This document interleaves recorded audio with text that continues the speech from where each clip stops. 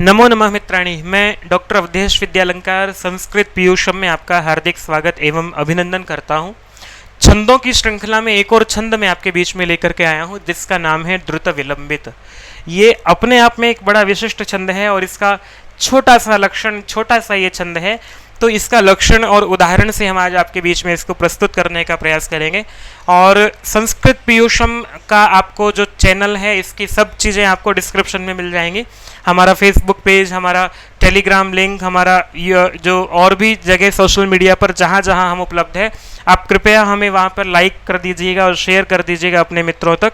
यदि आपको ऐसा लगता है कि हमारा ये प्रयास संस्कृत की दिशा में एक सार्थक प्रयास है, तो आप हमें बेल आइकन भी दबा करके, सब्सक्राइब करके, बेल आइकन दबा करके आप हमें नोटिफिकेशन भी आपको प्राप्त होता रहेगा। तो चलिए, मैं द्रुत विलंबित छंद को जो है वो आपके बीच में रख रहा हूँ। इसका लक्षण जब हम पढ़ते हैं, द्रुत विलंबितम आह नभौ भरौ। द्रुत विलंबित को कहा है, आह कहा है, क्या कहा है? नभौ भरौ। नगण भगण और भगण रगण, ये केवल इतना सा ये छंद है जिसमें आपको एक नगण दिखाई देता है, एक भगण, फिर भगण रगण, दो भगण, एक नगण और एक रगण। क्रम से इनका जो है वो ये रहता है कि इनको घटा करके एक बार हम लोग देख लेते हैं। कुल मिलाकर के जो वर्ण दिखाई देते हैं, 1 2 3 4 5 6 7 8 9 10 11 12, 12 चौक 48 का पूरा ये रहता है, और 12 वर्णों का हमारा एक ये पाद रहता है। तो इसमें कैसे घटता है, देखो आप इसको पूरा एक बार घटा के देख लेते हैं। द्रुत वि लंबित, आगे संयोग आ रहा है तो ये दीर्घ हो जाएगा। लंबित ये ह्रस्व है, माह दीर्घ है, ह ह्रस्व है, न ह्रस्व है, भौ जो दीर्घ है ये ह्रस्व है, ये दीर्घ है। अब घटा के देखते हैं, 3 ह्रस्व दिख रहे हैं, ठीक है, एक दीर्घ है, 2 ह्रस्व हैं, ये भी ठीक है। और इस तरह से ये गुरु और 2 लघु हैं, ये भी ठीक है। गुरु लघु गुरु, ये बिल्कुल हमारा लक्षण जो है वो घट जाता है पूरा। अब इसमें द्रुत विलंबित क्यों है इसका नाम, ये बता रहे हैं।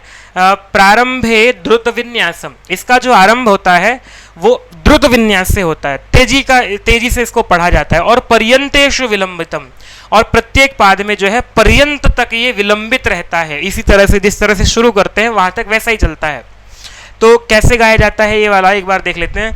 द्रुत विलंबित माह नभौ भरौ, इस तरह से इसको गाया जाता है।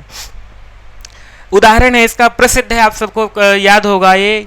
नव पलाश पलाश वनम पुरः, नव पलाश पलाश वनम पुरः, स्फुट पराग परागत पंकजम, मृदुलतान्तलतान्तमलोकयत् सुरभिं सुरभिं सुमनोभरहि। तो इस तरह से जो है इसके छंद को गाया जाता है। और मैंने आपके बीच में और 2 श्लोक रखे हैं जो नीति शतकम से हैं। अकरुणत्वम कारण विग्रह परधने परयोषिति च स्पृहा, सुजन बंधु जनेष्वसहिष्णुता प्रकृति सिद्धमिदं हि दुरात्मनाम। नीति शतकम में जो आपको दिखाई देता है, एक जगह दुर्जनों की प्रशंसा है और बताया गया दुर्जन कैसे होते हैं और फिर सज्जन कैसे होते हैं, महात्मा लोग कैसे होते हैं, ये बता रहे हैं। विपदि धैर्य मथाभ्युदये क्षमा, सदसि वाक्पटुता युधि विक्रमः, यशसि चाभिरुचिर्व्यसनं श्रुतौ प्रकृति सिद्धमिदं हि महात्मनाम।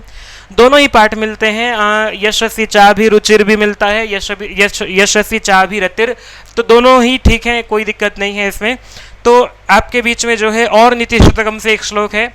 गज भुजंग विहंगम बंधनम, शशि दिवाकरयोर्ग्रह पीडनम, मतिमतां च विलोक्य दरिद्रतां, विधिरहो बलवानिति मे मतिः। ये नीति शतकम से श्लोक है। और अभिज्ञान शाकुंतलम में भी दुष्यंत शकुंतला का जो व्यवहार है उसके प्रति, उसको बता रहा है कि उसने अपना काम जो है न दिखाया है न छिपाया है। कैसी कैसी अब शकुंतला का वो रहा है, उसकी जो भावभंगिमाएं रही हैं बता रहे हैं। अभिमुखे मयि संहृतमीक्षणं, हसितमन्य निमित्त कृतोदयम्, विनयवारित वृत्तिरतस्तया, न विवृतो मदनः न च संवृतः, न विवृतो मदनो न च संवृतः। तो अभिज्ञान शाकुंतलम के दूसरे अंक का ये 11वां श्लोक है। मैंने आपके बीच में ये द्रुत विलंबित कैसे गाया जाता है, इसका लक्षण क्या है, इस विषय को रखा है। मैं आशा करता हूँ कि मेरा जो ये प्रयास है आप तक पहुँच रहा होगा। आपको मैं निवेदन करना चाहता हूँ कि यदि आपको ऐसा लगता है कि ये प्रयास संस्कृत के दिशा में एक सार्थक प्रयास है, तो आप इसको लाइक कर सकते हैं वीडियो को, और हमारे चैनल को भी आप सब्सक्राइब कर सकते हैं। कमेंट करके हमारे इस पर जो भी आपका टिप्पणी है वो अवश्य दीजिएगा, क्योंकि आपकी ये टिप्पणी हमारे लिए जो है वो उत्थान का कार्य करेगी। कोई त्रुटि हमारी है तो हमें बताइएगा, और यदि ये प्रयास आपको ठीक लग रहा है और लग रहा है कि ऐसा ही चलना चाहिए तो भी आप हमें बताइएगा, जिससे कि हमें हमारा फीडबैक मिल सके। शेयर कर दीजिएगा अपने ग्रुप्स में अपने मित्रों तक, तो जिससे कि उन तक ये बात पहुंच सके। मैं आगे भी आपके बीच में उपस्थित होता रहूंगा अन्य छंदों को या अन्य विषयों को लेकर के।